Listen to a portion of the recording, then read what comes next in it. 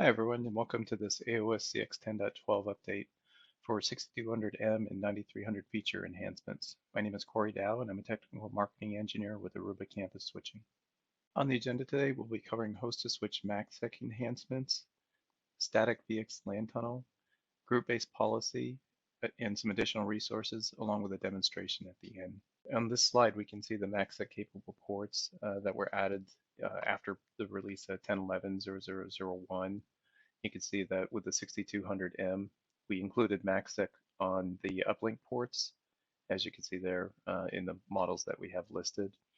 And this support was also added on the 6300 with the models that you see listed here below as well with the uplink ports, but also in addition to that, we had Macsec support on the downlink ports, as you can see here, ports 1 through 48 and ports 1 through 24. Keep in mind that uplink Macsec ports can also connect to host ports or downlink ports where appropriate. And with the 10.12 release, you can see that we've extended the Macsec capable ports to on the 6200M models that you see here to ports 37 through 48 with release 10.12 0006. Macsec protects against a range of attacks, including denial of service, intrusion, man-in-the-middle, and eavesdropping attacks, and it's a layer 2 point-to-point encryption between devices in the network.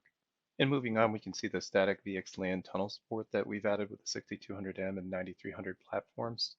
With the 6200M, we released with AOS-CX 10.11 1005, and now with 9300 32D, we support static VXLAN tunnels with AOS-CX release 10.12 0006. So this provides basically a point-to-point tunnel between any two virtual tunnel endpoints, as you can kind of see here in the diagram below. And the configurations, the resulting configurations that you see on the right-hand side here, where you've got two VNI mappings between two different VLANs connecting to two different VTEP peers. So this is what's shown as a static VXLAN tunnel. If this were a dynamic tunnel through EVPN, you wouldn't see these VTEP peer arguments in the EVPN or VXLAN configuration. And so this provides a tunnel option between these two devices to be able to tunnel traffic from the devices that you see down further below. And the group-based policy enhancements that we've added with 10.12, as you can see here, the 6200M GBP policy enforcement is now supported, where roles may be mapped to group policy IDs that are inserted into the VXLAN header to permit or deny access. So in this example here, we've got, say, an example with a GBP on this access VTEP connecting to another access VTEP where you've got connected devices that are assigned different roles. And again, these different roles are assigned the group-based policy IDs when a tunnel is egress from this device throughout the fabric to the other side.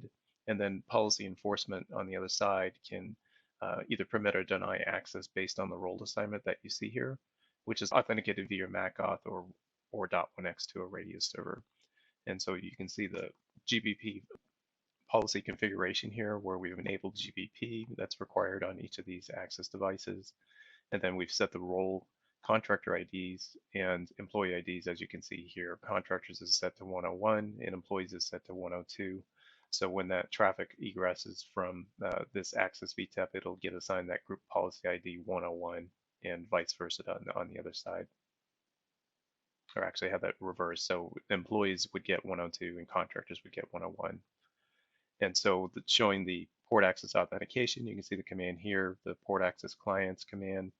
We can see that the contractor's role has been applied to Viper port 1137. And on the port 1151, Mavericks has been applied the employee's role as well, which also assigns the VLAN as well.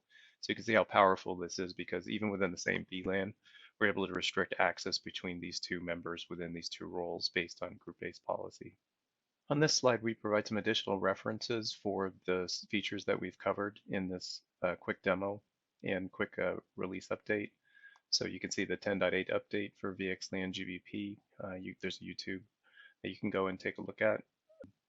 And then the EVPN VXLAN guide is a good resource for the EVPN and static VXLAN configuration that's provided via the link that you see here below. In addition to the multi-fabric VXLAN GBP technical update YouTube video and then the host to switch Macsec technical update video that we have there released with 10.11 that will cover all the fundamental aspects of what we're showing you here today.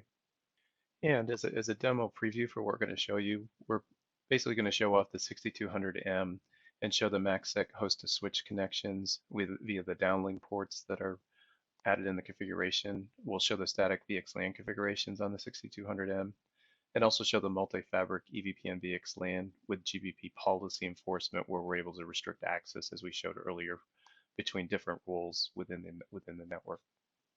Okay, on to the feature demonstration. So what we're going to highlight again is the multi-fabric EVPN VXLAN support with GBP, in addition to just showing the enhancements that we have here with the 6200M. So we're going to show off the Macsec connections via the downlink ports, in addition to showing the static VXLAN tunnel that we show here from this access VTEP across to the border VTEP. And we'll show what that looks like. And you can see that we've got a number of different users that are in the network assigned to different roles. And with NetConductor through Aruba Central, we've also established different role matrices for which roles are be able to communicate with one another. So as you can see here, employees are allowed to talk to employees. Mostly in each case, the role itself can talk to other members of the same role. But then we've restricted as well which roles can talk to different roles in other areas. So in this case, so we can see that we'll see that faculty Maverick is assigned the faculty role. He'll be able to communicate with any of their faculty members, but as we can see, we've restricted access between the faculty and the contractor roles. So Maverick would not be able to contact or communicate with Hollywood and as well to Phoenix over here in the other fabric, in the Roseville fabric, assigned to the student's role because we've not allowed that within the configuration. And so we'll just show the demos for how the configurations look like, and then also promote Phoenix from the student's role to the faculty role, and you'll see how that allows communication again across the fabric between Maverick and to Phoenix. And so you can see the default roles that we've got assigned here. So Iceman is assigned to employees, Hollywood to contractors. We've got the faculty members there, and also Phoenix, as I said, with students. And there's only 2 VLANs involved in here, and then different group policy IDs are applied to these individual roles as well. Okay, and so on to the demo. Okay, so now we're going to start the demo that we mentioned earlier. So what we have here are terminal sessions into the 6300M access switch that was in the kind of the right-hand side of the diagram that was shown earlier. The 6200 connection that was on the left-hand side of the diagram, and this is the new 6200M series that we have. And then, so these are access switches on the right-hand side, and then we also have the border terminal sessions open as well to the Sacramento border that was on the left-hand side and the Roseville border that was on the right. So just keeping track of the versions, so you can see that we're running the 10.11 version on most of the switches, but on the 6200M, we're running the 10.12 release as well to show you the Macsec support on this device. And so with that in mind, let's go ahead and just kind of go through it. So let's first just show what the configuration is for the port access port that's authenticated. So we'll do show port access client. And so we can see Maverick there is authenticated in port 1151. And he's been assigned VLAN 12 through .1x and is assigned the faculty role, which is passed down from ClearPass. So we want to take a look at the Macsec support for that port. So we'll do run interface 1151. We can see the Macsec support that's enabled here. So we've set the Macsec's enabled on the port. It's .1x authenticated, and then if we take a look at the faculty role, again pushed down through ClearPass, we can see that the Macsec policy is applied. So if we take a look at that Macsec policy,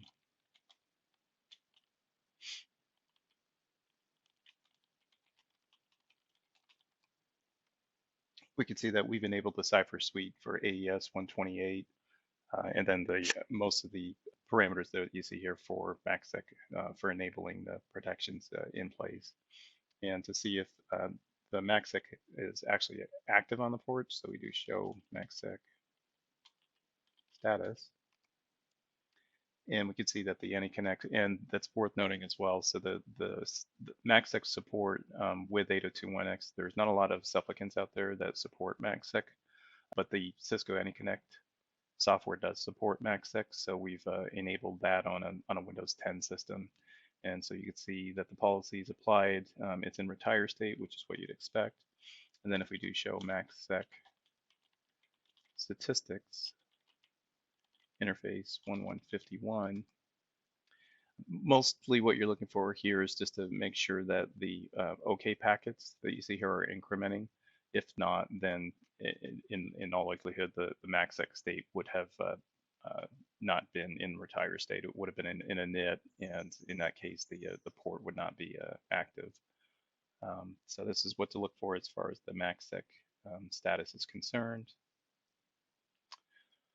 And so if we just take a look at the VXLAN configuration now, so we're going to do show run interface VXLAN.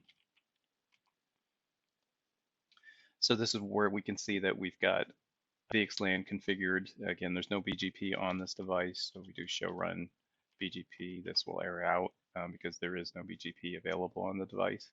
But what is available is the static VXLAN support. So what we've done here is we've configured a source IP of itself. So this matches the loopback interface on the device, and then we have a VNIs 12 and 13 that transport the traffic inside these VXLAN tunnels, which are set statically to the VTEP peer 20255.4, and that's the border VTEP in the environment.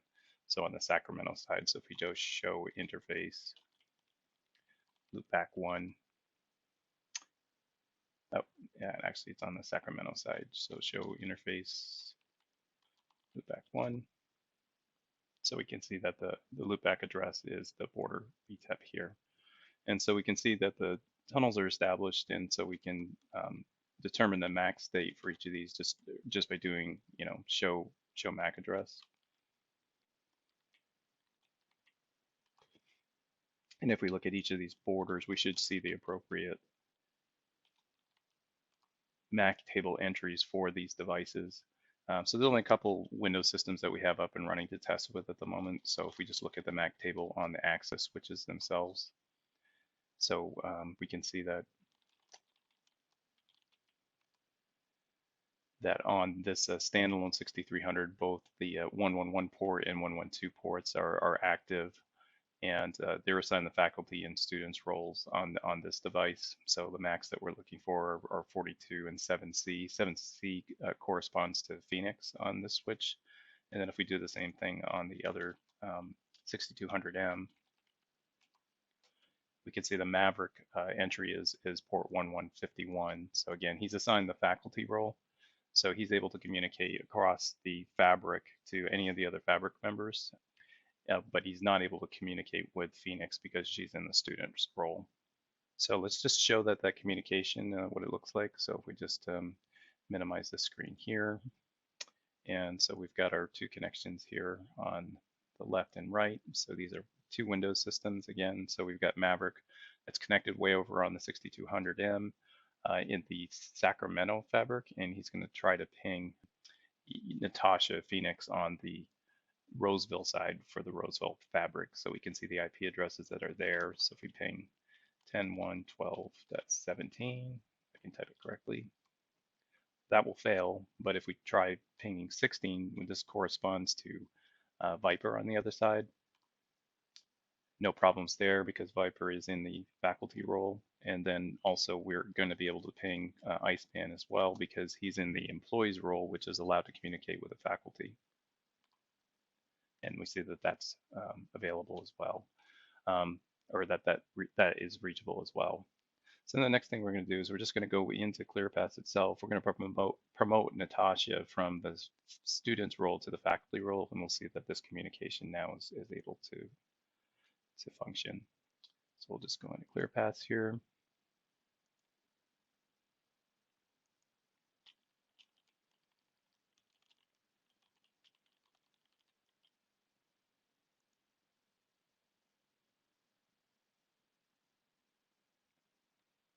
Okay, and then we're going to go over to configuration, and we're going to go to local users.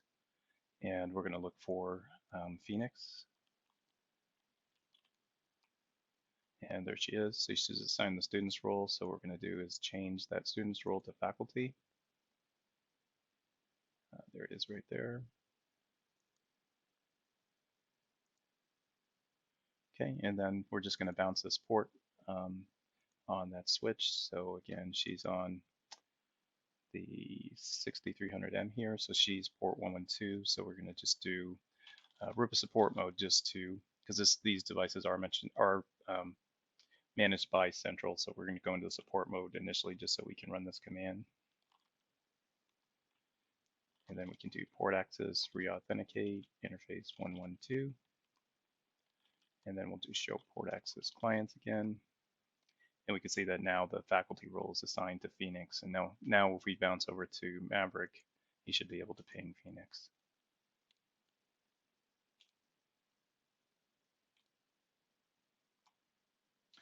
And that is how group-based policy works. Okay, again, my name is Corey Dow, and I'd like to thank everybody for attending this session. And if any questions come up based on the content, please feel free to contact the distribution list that you see there.